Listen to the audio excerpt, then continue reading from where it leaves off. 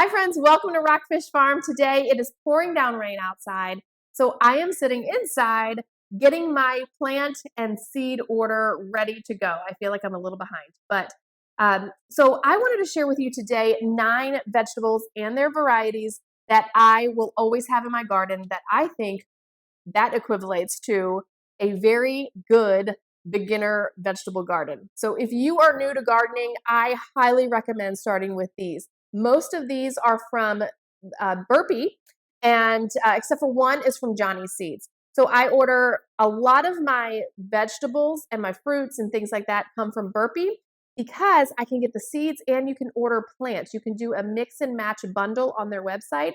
So it's kind of a one-stop shop. Most of them I order as seeds. Some of them I will mention as I go along that I actually get the plant bundles just because it's easier, but we'll talk about that in a little bit. Most of my flower seeds come from Johnny's, except for my carrots, which we'll talk about that, and I have that on my list as well. So I garden here in Southern Virginia, and I am in Zone 7B. I do the square foot garden method. So I have raised beds out there. Most of my beds are 9 by 4 foot wide beds. And so I jam pack these things. If you are not familiar with square foot gardening and raised bed gardening, it is an incredible way to garden, especially if you have children, if you don't feel like digging in the dirt and pulling weeds all day. I mean, it's just a great way to garden. I've got a video, if you want, I can link it here. To check out kind of the basics on square foot gardening. And as our season goes along, I will share more and more about the square foot garden method and take you along for my garden this year. So basically, square foot gardening is you're mapping out a grid on your garden beds by square feet. So 1 square foot. I will mention how many of these plants you can put per square foot, and you can see how much you can jam pack into one garden bed. Okay, so let's get into it. My first one is a 4th of July tomato, and this is from Burpee. These are indeterminate tomatoes. They get about 55 inches high. I will either purchase a mix and match bundle of these. When they come, they are super healthy plants, and they come at the right time to place out into your garden, so there's no guessing. It goes by your zone. I can't remember if I mentioned I am in Southern Virginia and it's Zone 7B. I think I may have mentioned that already. But they do it by your zone, and they ship it to you when it's ready to go out into the garden. If I'm starting it by seed, then obviously you want to start this seed indoors so it's ready to be planted out. These are 4-ounce tomatoes. I mentioned they were an indeterminate plant. Indeterminate means it is a vine that gets much taller than a determinate tomato, which is a bush. So the indeterminate is a vine, and it is one that will keep producing tomatoes all summer long. I personally prefer indeterminate tomatoes. I think they are easier to grow and less finicky, but you do need a really great support system. Do not try to put a tomato cage from like Lowe's in your garden bed and think that thing's going to hold up. You're going to have to go to one of your nicer garden centers or even go get like a nice metal obelisk or trellis and grow these things up because they can be quite large and quite heavy with all of that fruit on there. These are little round 4-ounce tomatoes that are nice and juicy and red. They have very little seeds in them, very tiny.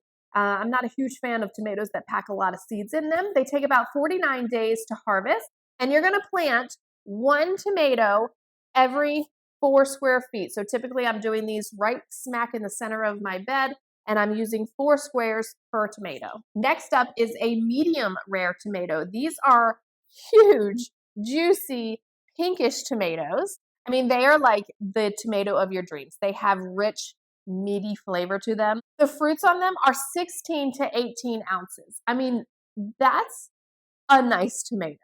They ripen in midsummer. Again, this is an indeterminate tomato, so give them the support they need with those huge, heavy fruits. 1 vine can pack 16 to 20 tomatoes on it. And this is what I have seen in my own garden. Again, you want to do 1 per 4, every 4 square feet, and you're going to want to have either an indoor start on these or order them in your mix and match bundle. They take about 75 days to harvest. They get 6 to 7 feet tall, and they tolerate challenging weather. So they're actually good for more northern climates. We're here in Southern Virginia, and it gets pretty hot and humid, but they've really done well for me here. So this is my 3rd year growing this variety. Next up is a Desperado bush bean. So yes, specifically Desperado. Those beans, first of all, they're so sweet and so good, but you can do 9 plants per square foot. So you can put a ton of beans in a garden bed when you could do 9 per square foot. And I know you're going to sit there and go, 9 beans per square foot? Holy moly, that's a ton of beans. And it is, but it works. My first couple years, I said, no, I'm only going to do 6. And then a following year, I was like, no, I'm going to try the 9 and just see what happens. And I did. And sure enough, they did just as well. So from here on out, I always do 9 per square foot, just like is recommended. I mean, they pack a ton of beans per plant. So with these, you want to buy the seeds. You can direct seed them. They come up pretty quickly. They take 55 days to harvest, and then they get about 16 to 20 inches tall. They're heat tolerant, and they are resistant to the mosaic virus. I have never had a bean in my garden that has not just shriveled up and died, except for this one. I mean, I have no issues with it. Nothing. I put those seeds in the ground. They come up, they give me beans. I don't have to spray them with anything organic or whatever, nothing. I don't have to touch these beans, and they just pack out beans all summer long. Because they only take 55 days to harvest, you can do a succession planting. I usually plant them on the edge of a bed to where when they do start flopping towards the end of the summer, they will flop out and not into my other vegetables. But when they're done producing, you can start an early summer crop. When these are done producing, you can pull them out, put something else, or do another round of beans. Typically, I will end up pulling out potatoes or something from somewhere else in the garden and putting in more beans because they will go all the way up to frost. All right, next up is Ambrosia corn. And yes, you can grow corn in raised beds. I do it year after year. This is a shorter corn. There's only 75 days to harvest. So typically what I do is if the weather is nice early spring, I will put in a very early crop. At the 75-day mark, I harvest it, pull it, put in a second round. And as long as we don't get an early frost in the fall, I can get a second round, which means I am getting about 300 ears per bed. That's crazy, right? But it works. I've done it. The plants, first of all, the plants only get about 6 feet tall, 6.5 feet tall, maybe. You can plant 3 seeds per square foot. And obviously you want to direct seed them. The ears on these things are about 8 inches long. It's a mix of white and yellow corn, but it is sugar enhanced. So it is so good. I mean, your dreamy summer corn right there. Number 5 is okra. Okra is one of the easiest things to grow. You pop a seed in the ground, you get 1 per square foot, but each plant just keeps packing out those okra pods over and over all summer long. I usually plant these in the center of my beds because they get fairly tall. These get beautiful yellow flowers on them. So not only are you getting vegetables out of them, but it's pretty to look at in your garden. So I did the Clemson Spineless okra this past year. They only get about 4 feet tall. When you go to put these in the ground, I only do maybe 2 feet wide. So in the center of my beds, I told you they're 4 feet wide. So the 2 middle sections is where I plant them, because if you plant them any wider than that, you're going to be reaching through them to harvest. And I don't know if you've ever tried to harvest okra when you've had to reach through the okra forest, but it puts off this sap and it will itch the snot out of you. I mean, one year I got it so bad I had to come straight in and shower and scrub. I mean, it is intense. So I only plant them to where I'm not reaching through plants. I can harvest on that edge, go to the other side of the bed and harvest on that edge. I mean, some okra can be towering tall. I prefer for the raised beds to do the 4 feet ones, which is the Clemson Spineless. They have spineless pods. Obviously, you do 1 per square foot, and you want to direct seed that seed, which means you put it directly into your garden bed. Pick those pods young, about 2.5 to 3 inches before they get hard. You really want them young and tender. So these things pack it out all the way through fall. So once these things get going, you're going to be out there every day picking okra. I mean, every single day. What do you do with them when you bring them in? Because it's so much, I put them directly into a freezer bag. Don't cut them, don't wash them, nothing. And I put them in my freezer. That's it. That's the same thing I do with my Desperado bush beans. Straight in, straight to a freezer bag and in there. It takes care of that. When I'm ready to use it, I pull it out, wash it, chop it, and use it. Number 6 is kind of a double whammy. I personally think banana peppers and jalapeno peppers are easier to grow for a beginner gardener than a bell pepper. I've had a time with bell peppers trying to get those nice thick walls on them, give them enough fertilizer. They're pretty heavy feeders, but I find that the jalapenos and the banana peppers, they're pretty easy going, and give them fertilizer once a week. I mean, they will pack it out again all the way till fall. So either variety, you're gonna do 1 per square foot. As far as the banana peppers go, I like the sweet banana from Burpee. They are a mild yellow, and ultimately, if you leave them on there, they'll turn red. They are great for pickling, and they take about 72 days to harvest, but once they do, get ready. You're gonna be picking those things like crazy. For jalapenos, I like the Big Guy hot peppers, and they get about 5 inches long, 1 inch thick. They're great for pickling, they're great for slicing, they're great for stuffing. I love making jalapeno poppers because once you have those things coming in, you're going to be like, what am I doing with these things? You make those jalapeno poppers. You stuff them with some pimento cheese, wrap them with bacon, stick them in the oven, and then top them with a pepper jelly. So good. So both of these plants are 1 plant per square foot. The jalapenos take about 69 days to harvest. And the Big Guys are pretty hot, pretty spicy. So I like to mix these. There is a recipe on ball canning that is it's called maple pickled jalapenos. I made these last year and I mixed the two for just a little bit of heat, and oh, man, those things are amazing. I will be making those every year from here on out. We'll do that later this summer with you all, but it's on the ball canning website, and it's a water bath canning, so it's very easy to do. Number 7 is a bundle of herbs. So this is one of the ones where I definitely will purchase the mix and match bundle from Burpee, because most of them, I only get 1 plant in my garden of each of these varieties because they give all summer long, and some of them are even perennials and will come back next year in some of the zones. We'll talk about that in just a second.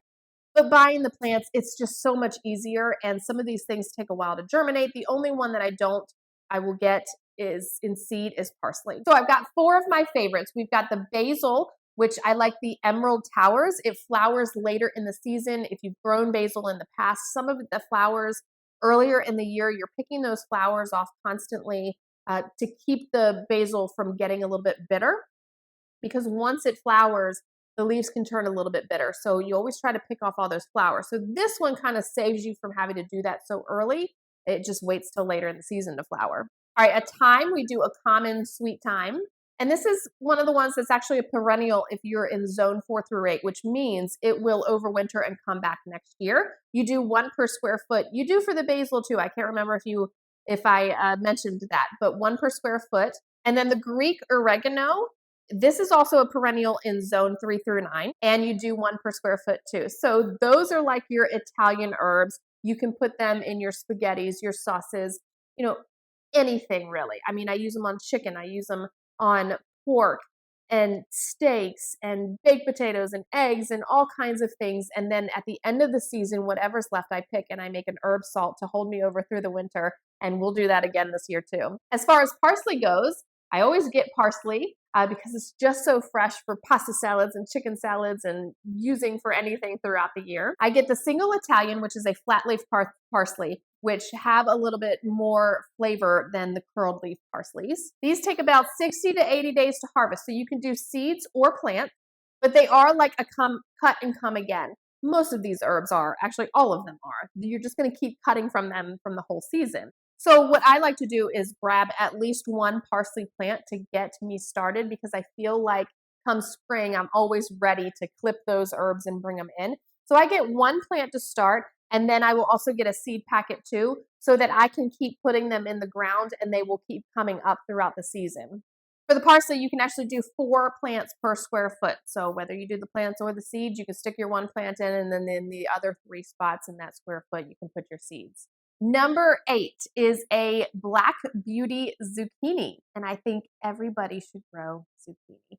It's just really healthy for you, but also the plants just make you feel like a really awesome gardener. These things, once they get rolling, these things crank out zucchinis day after day after day. I mean, you are going to be giving them away with just one plant. The plants get tall. So I usually do at least one for 2 square feet. I do them on the edge of my bed and I let that plant just kind of like go out over the edge and kind of cascade over. Or if you don't want it to cascade as much, you can do 4 square feet for that plant. But I'm telling you, these things get huge. The plants get huge and they're beautiful until squash bugs take them out. That is the only issue I have with varieties like this, whether it is squash or cantaloupe or pumpkins. The squash bugs are so intense. This year, I'm going to be using a diatomaceous earth. It is an organic way to kill squash bugs. So I will be trying that method because I don't like to use any chemicals or anything like that in my garden. I try not to, at least. But here's what you do. You put a seed, and you only get the seeds because these things come up so quick and so easy to start from seed, and you put them directly into the garden bed. You don't have to start them inside or anything. So get the packet of seeds. You put one in early in, after your frost date, put it in the ground, let it come up, and in about 2 or 3 weeks later, you're going to put another seed in another spot. So that way, when this one gets squash bugs and gets taken out, you've got another one started and coming. That is how I tackle it.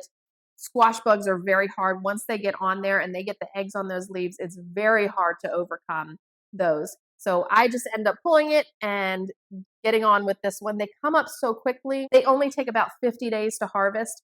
So by pulling one up, I mean, you can do 3 rounds of this back and forth, 3 or 4 rounds of this back and forth if you've got a long growing season like I do, and be just fine with it. You'll have plenty of zucchini before those squash bugs take it out, I promise you.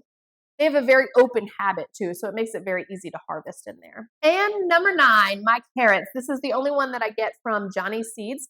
These are a Bolero carrot, and they are pelleted. If you've ever planted carrots, you know that the seeds are very, very tiny, and so it's very hard to plant without having to come back and thin them out. So they have like a little coating on them that makes it a little bit bigger, probably like half the size of a pea maybe. And you can put 16 carrots per square foot. So again, in one raised bed, you're having a big, huge carrot harvest. These are a great storage variety. So I have done these for the last several years. No issues with them with powdery mildew, any mosaic virus or anything like that. They're just very easygoing carrot. So I plant them, I water them, and when they're ready, you can just kind of tug on them and see what they're looking like down there. And when they're at the size you want, I mean, these things get pretty big.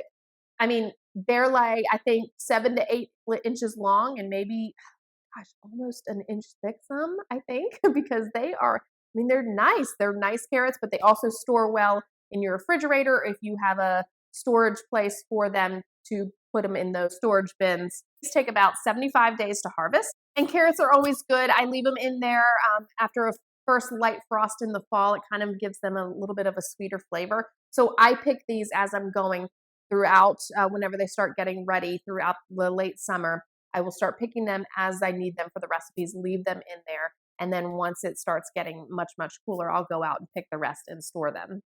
That's it. I hope this is helpful to you. If you are a new gardener, just go for it. There's no other way to learn except for just doing it, possibly failing, possibly not. It's going to be a great garden season. We're going to have a lot planned here on the farm. I'm going to take you along to plant all of this, plus more, plus some flowers. We're putting in a cut flower garden, and we're just going to have a lot of fun here. But I hope this was helpful to you. If you've got questions, you can be sure to leave them below.